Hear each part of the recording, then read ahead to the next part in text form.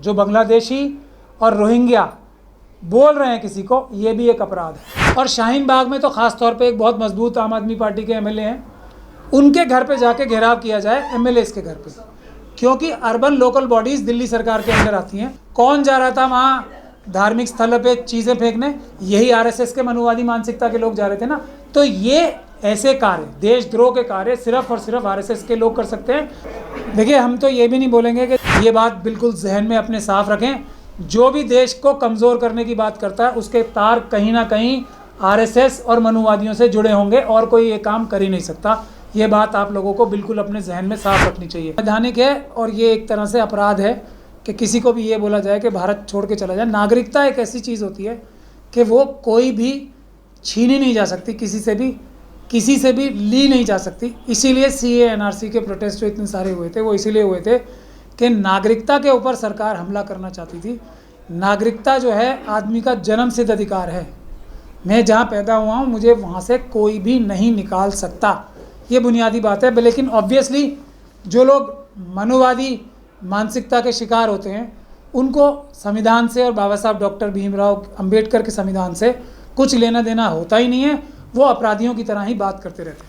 Bulldozer मामला काफी तूल पकड़ता जा रहा है कि जहांगीरपुरी के बाद अब शाहीन बाग का नंबर है, ऐसा कि बिल्कुल शाहीन बाग को टारगेट किया जा रहा है, इस पर क्या कहेंगे? देखिए, उत्तर प्रदेश में दूसरी जगहों पे भी, देश में अगर बुलडोज़र का अपराध हो रहा है सबसे ज़्यादा कहीं, सबसे ज़्यादा किसी कम्युनिटी पे हो रहा है तो वो ट्राइबल कम्युनिटी के ऊपर हो रहा है। आज जब हम यहाँ बैठे हैं तो ट्राइबल कम्युनिटी की ज़मीनें बुलडोज़र के माध्यम से और जो ज़बरदस्ती पुलिस के माध्यम से छीनी जा रही हैं, ताकि उनको बड़े बड़े जो इंडस्ट्रीज हैं, जैसे जिसमें सबसे ज़्यादा अडानी हैं, उनकी ज़मीनें छीन के खनन करने के लिए कोयले का और दूसरी चीज़ों का दिया जा रहा है। उसके बाद नंबर शेड्यूल कास्ट का आता है, उनकी ज़मीनों पे से भी दिन रात उनको एक एक घर से निकाला जा रहा है। उसके बाद मुसलमानों का नंबर आता है, जिसके लिए अभी बुलडोज़र का प्रयोग करने की एक साजिश के तहत पूरे देश भर में कोशिश की जा रही है। ये एक सीधा सीधा अपराध है। जो भी कार्य, जो भी काम बगैर कानून का प्रावधान का फॉलो किए गए, या जो प्रोसीजर कानून में लिखा गया है उसको फॉलो किए बगैर किया जाता है, वो अपराध होता है। तो ये भारतीय जनता पार्टी और आरएसएस के जो मंत्री हैं, जो अफसर हैं, उनके कहने पे, और जो लोग ज़मीन पे रह के ये काम कर रहे हैं, और जो लोग उनके पीछे चीफ मिनिस्टर और मंत्री और उनकी आरएसएस की लीडरशिप, जो लोग भी ये काम कर रहे हैं, ये अपराध है, आपराधिक कार्य कर रहे हैं। लेकिन इसका जो दिल्ली में कम से कम हो रहा है, उसके लिए मैं सलूशन बताना चाहता हूँ आप लोगों के माध्यम से।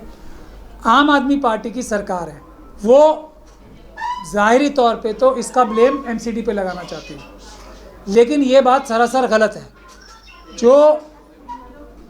जो एमसीडी है, जो शहरी निकाय हैं और जो अर्बन लोकल बॉडीज़ हैं, उसका एक मंत्रालय सरकार के पास होता है। दिल्ली सरकार में भी सत्येंद्र जैन साहब शायद मेरे हिसाब से अर्बन लोकल बॉडीज़ के मिनिस्टर हैं।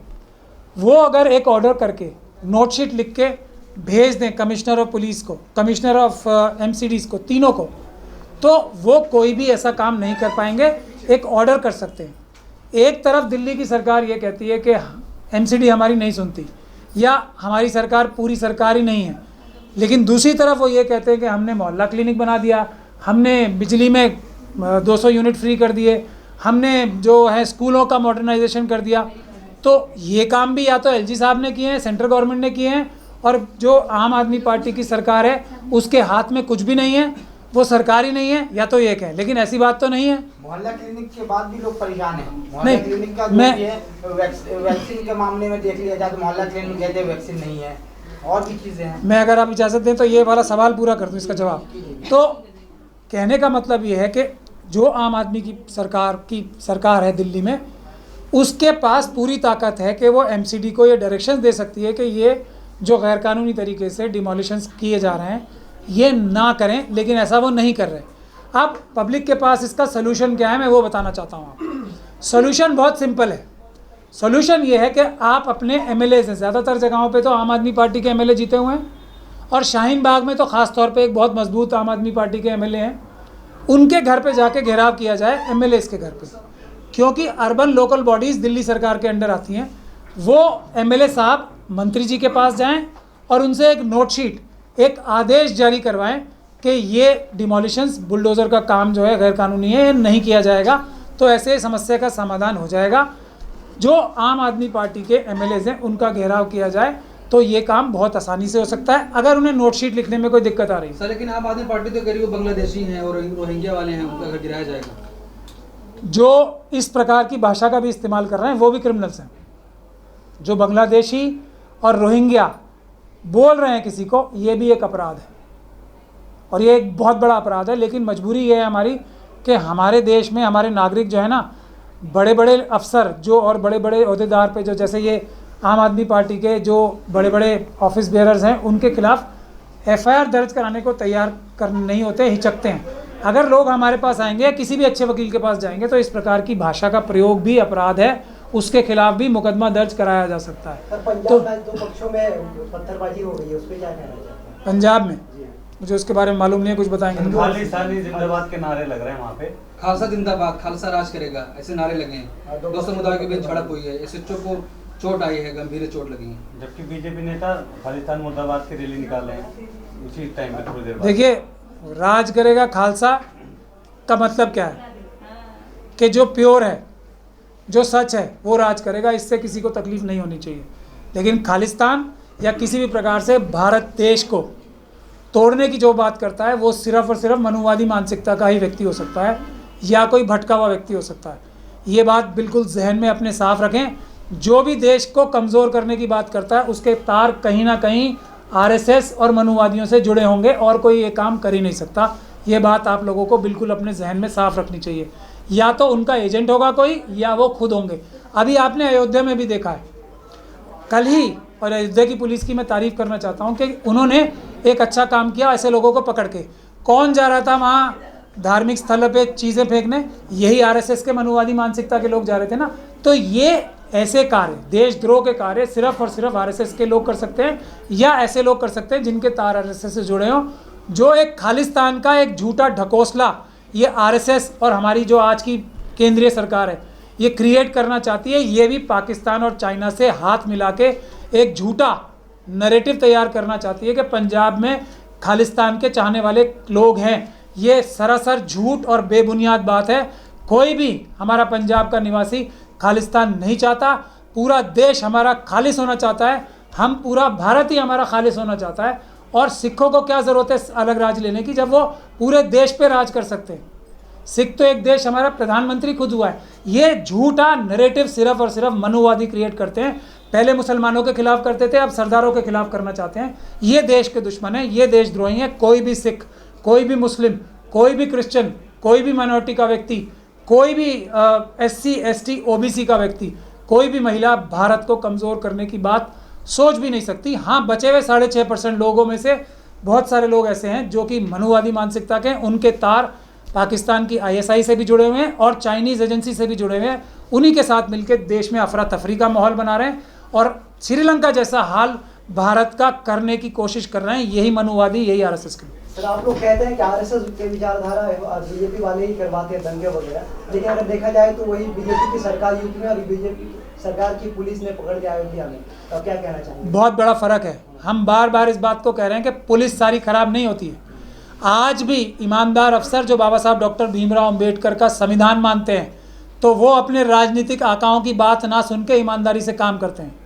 लेकिन ऐसे ज़्यादातर व्यक्ति पुलिस ट्रेनिंग लाइंस में, ऐसे ज़्यादा व्यक्ति जिनको कहा जाता है ना पनिशमेंट पोस्टिंग्स पे हैं। लेकिन जहाँ जहाँ भी, ये दिल्ली में आदर्श नगर में एक SHO साहब थे ना, उनकी भी वीडियो बहुत वायरल हुई थी। उन्होंने कहा था देश का संविधान चलेगा, यहाँ किसी की ये बकवासबाजी नहीं चलने दूंगा। उनका अगले दिन ट्रांसफ़र हो गया। आप लोगों को सबने याद है ना, आपको वो आदर्श नगर के SHO साहब भी। तो इस प्रकार के ईमानदार ऑफिसर्स मौजूद हैं जो अपने राजनीतिक आकाओं की गलत कामों को नहीं सुनते। उन लोगों से ही हमारे देश को होप है। यही लोग जो है भारत देश के असली सैनिक हैं जो हमारे देश को इकट्ठा रखेंगे। सर, उत्तर प्रदेश में कोई, सर देखिए, मैं ये कह रहा हूँ कि ये जो लोग इतनी बड़ी साजिश कर रहे थे देश के खिलाफ, चाइना और पाकिस्तान के लोगों से जो अयोध्या में हुआ है, उनके घरों पे भी बुलडोज़र नहीं चलने चाहिए। ये गैर कानूनी है। जो अपराध मुस्लिम्स के घर पे बुलडोज़र चला के है, वो इनके घर, चाहे कोई कितना भी बड़ा अपराधी भी क्यों ना हो। अब ये तो इतने बड़े अपराधी हैं ना, उनके घर भी बुलडोज़र नहीं चलना चाहिए। कानून में हर चीज़ का प्रावधान है, मेरे और आपकी घर की सरकार नहीं है। एक चीज़ और आपको मैं समझाना चाहूँगा आपके माध्यम से आपके व्यूअर्स को, देश की सरकार क्या है? उत्तर प्रदेश की सरकार है, उत्तर प्रदेश की जनता। एक चीफ मिनिस्टर जो कि एक पॉलिटिकल पार्टी से हैं, वो 40% से भी कम वोट लेके आए हैं, और वोट परसेंटेज देखिए 60% के आसपास हुई है उत्तर प्रदेश में। तो 60% का 40% कितना होता है? 24% होता है। पूरे उत्तर प्रदेश की 24% जनता का भी उनको समर्थन नहीं है, तो वो सरकार नहीं होती है। सरकार का कॉन्सेप्ट है देश की जनता। प्रधानमंत्री सरकार नहीं होता है, प्रधानमंत्री सरकार नहीं होता, देश की जनता स्टेट होती है। देश के 4 स्तंभ स्टेट होते हैं, जिसमें से पार्लियामेंट, जो है जुडिशरी, जो प्रेस और जो ब्यूरोक्रेसी है, ये 4 पिलर हैं। और देश की जनता भारत है। किसी को ये गलतफहमी नहीं होनी चाहिए कि मैं चीफ मिनिस्टर बन गया या मैं प्राइम मिनिस्टर बन गया तो मैं भारत सरकार बन गया। भारत सरकार और भारत का राष्ट्र अलग चीज़ है, देश की जनता राष्ट्र है। हम लोग देश के मालिक हैं, ये लोग तो नौकर हैं। चीफ मिनिस्टर साहब 5 साल के लिए नौकर चुना है हमने और आपने मिलकर। प्रधानमंत्री को नौकर चुना है हमने 5 साल के लिए, वो सरकार नहीं है। इस बात का फ़र्क हमें अच्छे से मालूम होना चाहिए कि एक पॉलिटिकल पार्टी का एक नेता कुछ सालों के लिए, कुछ दिनों के लिए देश की जनता उसे अपने नौकर के तौर पे चुनती है। देश की जनता मालिक है देश की सरकार जनता है, देश का स्टेट भारत राष्ट्र जनता है। जिस तरीके कानून से हट के जो भी काम कर रहा है, जो भी उतरवा रहा है, कि अगर वो डेसिबल लेवल जो सुप्रीम कोर्ट की गाइडलाइंस हैं और जो इस बारे में ध्वनि प्रदूषण के जो एक्ट हैं उसके लेवल के तहत रहकर जो लाउड स्पीकर लगे हुए हैं उनको कोई हटाता है तो वो अपराध है। किसी भी अच्छे वकील के पास जाएंगे, वो उस SHO को और उस पुलिस अधिकारी को और उस दूसरे अधिकारी को जेल में भिजवा सकता है, ये मैं आपको गारंटी देता हूँ।